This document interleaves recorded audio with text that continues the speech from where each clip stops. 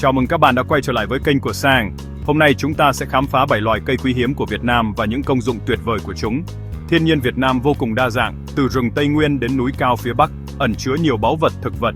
Nhiều loài cây quý đang đứng trước nguy cơ biến mất do khai thác quá mức và môi trường sống bị thu hẹp. Việc bảo tồn các loài cây này là trách nhiệm của mỗi chúng ta để giữ gìn nguồn gen quý và bảo vệ đa dạng sinh học cho thế hệ mai sau. Nào, hãy cùng bắt đầu hành trình khám phá những báu vật của thiên nhiên Việt Nam. Đầu tiên, chúng ta hãy cùng khám phá sâm ngọc linh, quốc bảo quý giá của Việt Nam, được mệnh danh là báu vật của đại ngàn. Loài sâm này không chỉ là niềm tự hào của người Việt mà còn là biểu tượng của sự trường tồn, sức sống mãnh liệt giữa núi rừng hoang sơ. Sâm ngọc linh chỉ mọc tự nhiên trên những đỉnh núi cao chót vót của dãy Ngọc Linh, nằm giữa hai tỉnh Kon Tum và Quảng Nam, nơi đây quanh năm mây phủ, khí hậu mát lạnh, đất đai màu mỡ, tạo điều kiện lý tưởng cho loại sâm đặc biệt này phát triển. Từ xa xưa, sâm ngọc linh đã được người Sơ Đăng phát hiện và gìn giữ như một bí kíp truyền đổi. Họ sử dụng sâm để chữa lành vết thương, tăng cường sức khỏe sau những ngày lao động vất vả trong rừng sâu. Đối với người bản địa, đây là thần dược giúp chống lại bệnh tật, kéo dài tuổi thọ và phục hồi sinh lực. Sâm ngọc linh nổi bật với thân thẳng, lá hình chân vịt đặc trưng, cứ nhiều đợt xeo chứng tỏ tuổi đời lâu năm. Đặc biệt, hàm lượng saponin trong sâm ngọc linh cao vượt trội, thậm chí còn hơn cả sâm Triều Tiên hay sâm Mỹ, khiến nó trở thành một trong những loại sâm quý hiếm nhất thế giới. Ngày nay, sâm ngọc linh được chế biến thành nhiều sản phẩm đa dạng như trà sâm, rượu sâm, viên nặng, giúp người dùng dễ dàng tiếp cận và tận dụng tối đa giá trị của loại dược liệu này. Công dụng của sâm rất đa dạng, tăng sức đề kháng, giúp cơ thể chống lại bệnh tật, giảm stress, cải thiện tinh thần và giấc ngủ, hỗ trợ điều trị ung thư nhờ các hoạt chất quý hiếm, tăng cường hệ miễn dịch, phục hồi sức khỏe sau ốm đau, bảo vệ gan và tim mạch, giúp phòng ngừa các bệnh mãn tính, làm chậm quá trình lão hóa, duy trì sự dẻo dai cho cơ thể. Tuy nhiên, do bị khai thác quá mức trong nhiều thập kỷ, nguồn sâm tự nhiên hiện nay gần như đã cạn kiệt. Những cánh rừng từng tràn ngập sâm quý, giờ chỉ còn lại ký ức và những bức ảnh xưa cũ. Để bảo tồn và phát triển nguồn gen quý hiếm này, nhiều dự án trong sâm dưới tán rừng đã được triển khai. Những vườn ươm sâm non mọc lên giữa rừng sâu, vừa giữ gìn hệ sinh thái, vừa tạo sinh kế cho người dân địa phương. Việc nhân rộng mô hình trong sâm ngọc linh không chỉ là giải pháp bảo tồn mà còn là hướng đi bền vững, góp phần giữ gìn quốc bảo cho thế hệ tương lai, đồng thời nâng tầm giá trị của dược liệu Việt Nam trên trường quốc tế. Tiếp theo là trầm hương, một báu vật quý giá được hình thành từ cây gió bầu khi bị tổn thương bởi thiên nhiên hoặc con người. Quá trình tạo ra trầm là một hành trình kỳ diệu, đòi hỏi sự kiên nhẫn và thời gian, khi cây phải trải qua những biến động của khí hậu, sâu bệnh và những vết thương tự nhiên trên thân mình. Để hình thành nên trầm hương, cây gió bầu cần hàng chục năm hấp thụ tinh hoa của đất trời, chịu đựng mưa nắng, gió bão và những tác động từ môi trường xung quanh. Chỉ những cây đủ tuổi, đủ sức sống mới có thể tạo ra những khối tràm hương quý giá, mang trong mình hương thơm đặc trưng, không thể nhầm lẫn. Tràm hương nổi tiếng với mùi thơm thanh khiết, linh thiêng, lan tỏa nhẹ nhàng nhưng sâu lắng. Từ xa xưa, tràm đã được sử dụng trong các nghi lễ tôn giáo, thiền định, giúp kết nối con người với thế giới tâm linh, mang lại cảm giác an yên, thanh tịnh cho tâm hồn.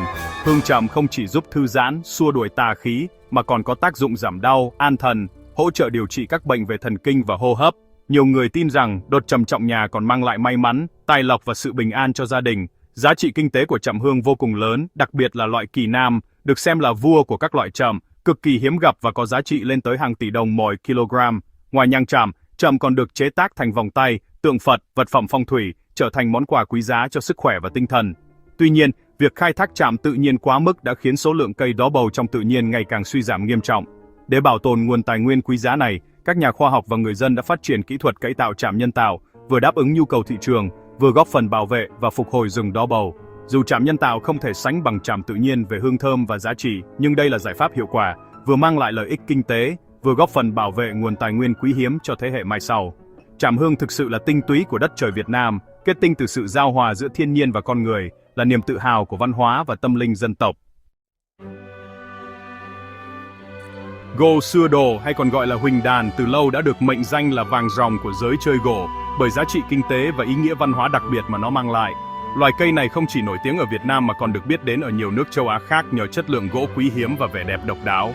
Trước đây, xưa đồ từng mọc rất nhiều ở các cánh rừng miền Bắc Việt Nam, phủ bóng mát lên các làng quê, đình làng, nhưng ngày nay, số lượng cây ngoài tự nhiên đã giảm sút nghiêm trọng, gần như tuyệt chủng do bị khai thác quá nhiều và môi trường sống bị thu hẹp. Gỗ xưa độ nổi bật với những đường vân gỗ uốn lượn tinh xảo, sắc nét, màu sắc đỏ nâu sang trọng, cùng mùi thơm nhẹ nhàng đặc trưng. Đặc biệt, gỗ có độ bền vượt trội, không bị mỗi một, càng dùng lâu càng bóng đẹp, giá trị càng tăng theo thời gian.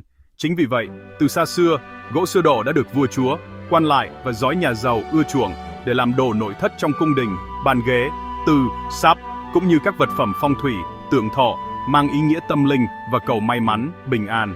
Ngày nay, những món đồ làm từ gỗ sưa đỏ có giá trị cực kỳ cao trên thị trường, có thể lên tới hàng trăm tỷ đồng cho một bộ bàn ghế hoặc tác phẩm nghệ thuật, trở thành biểu tượng của sự giàu sang, quyền lực và đẳng cấp.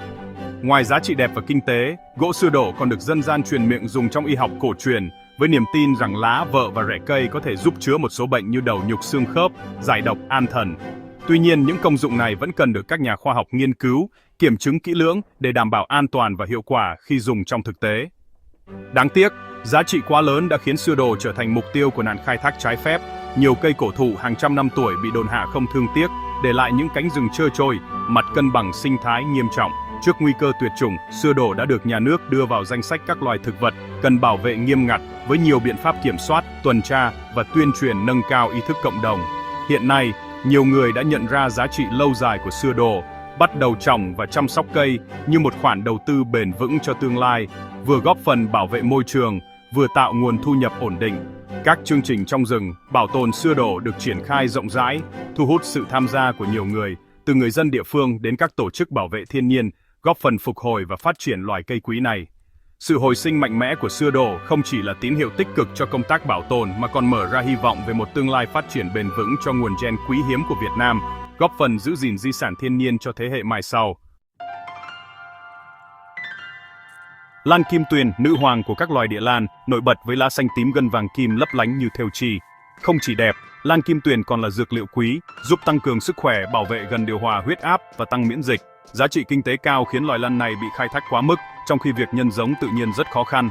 Hiện nay, công nghệ nuôi cấy mô đã giúp nhân giống lan kim tuyền thành công, mở ra hy vọng bảo tồn và phát triển bền vững. Lan kim tuyền là minh chứng cho sự kết hợp giữa vẻ đẹp và giá trị y học của thiên nhiên Việt Nam. Bảo vệ loài lần này là bảo vệ một báu vật của rừng già. Cây bách xanh, hóa thạch sống của núi rừng Việt Nam, giờ chỉ còn ở một vài vùng núi đá vôi như Phan Xipang hay Pù Luông thôi. Ba bể, cây này lớn chậm lắm, có cây sống được cả 1000 năm cơ đấy. Gỗ của nó thơm dịu, lại bền nữa, nên người ta hay dùng để làm đồ mỹ nghệ, đồ thờ cúng và cả những công trình tâm linh. Tinh dầu bách xanh còn quý lắm, dùng để làm nước hoa mỹ phẩm và chữa đầu nhục nữa. Nhưng mà vì bị khai thác nhiều quá, nên số lượng cây bách xanh trong tự nhiên giảm đi đáng kể rồi. Giá của nó trên thị trường cho đến cũng vì thế mà tăng cao. Chính phủ và các tổ chức bảo tồn đảng cố gắng hết sức để khoanh vùng bảo vệ và nghiên cứu cách nhân giống loài cây quý này. Mong rằng những cánh rừng bách xanh sẽ lại xanh tốt để giữ lại nguồn gen quý báu này cho các thế hệ sau. Cây trò trì, cột trụ xanh của rừng già, cao tới 50 mét, đóng vai trò quan trọng trong hệ sinh thái rừng Việt Nam. Gỗ trò trì bền, ít mỗi một, được dùng rộng rãi trong xây dựng đóng tàu thuyền và sản xuất đồ gia dụng. Nhựa trò trì cũng có giá trị, dùng để xâm thuyền và làm sơn, vách ni. Khai thác ồ ạt khiến số lượng trò trì trong tự nhiên giảm mạnh, ảnh hưởng đến môi trường và đa dạng sinh học. Loài cây này đã được đưa vào danh sách bảo tồn nhiều chương trình trong lại rừng trò trì đang được triển khai. Bảo vệ trò trì là bảo vệ sự bền vững của rừng và cuộc sống của nhiều loài sinh vật. Cây hoàng liên, một vị thuộc đang nổi tiếng, thường mọc ở những vùng núi cao như Hoàng Liên Sơn hay Sapa đó các bạn. Cái thân rễ của nó có màu vàng tươi, chứa một chất gọi là berberin. Đây là một loại kháng sinh thực vật rất mạnh, giúp chữa các bệnh về tiêu hóa, viêm nhiễm và còn giải độc nữa. Không chỉ vậy, hoàng liên còn hỗ trợ điều trị bệnh tiểu đường, giúp giảm mỡ máu và bảo vệ tim mạch nữa đấy. Vì nhu cầu sử dụng ngày càng nhiều nên hoàng liên mọc tự nhiên gần như cạn kiệt. Thế là người dân ở các tỉnh miền núi đã bắt đầu trồng hoàng liên dưới tán rừng để bảo tồn. Việc làm này vừa giúp bảo tồn nguồn dược liệu quý giá, vừa tạo thêm thu nhập ổn định cho bà con nữa. Hoàng liên thực sự là một món quà vô cùng quý giá mà thiên nhiên vùng cao ban tặng. Chúng ta cần phải cùng nhau bảo vệ và phát triển nó một cách bền vững nhé. Chúng ta vừa khám phá 7 loài cây quý hiếm của Việt Nam, những báu vật vô giá của thiên nhiên. Nhiều loài đang đứng trước nguy cơ biến mất, nên bảo vệ chúng là trách nhiệm của tất cả chúng ta. Hãy bắt đầu từ những hành động nhỏ, không sử dụng sản phẩm khai thác trái phép, ủng hộ sản phẩm bền vững, nâng cao ý thức bảo vệ rừng. Trồng thêm cây xanh, dù là cây quý hay bình thường, cũng góp phần gìn giữ lá phổi xanh cho hành tinh. Cảm ơn các bạn đã theo dõi. Đừng quên like, share và subscribe để ủng hộ kênh. Xin chào và hẹn gặp lại.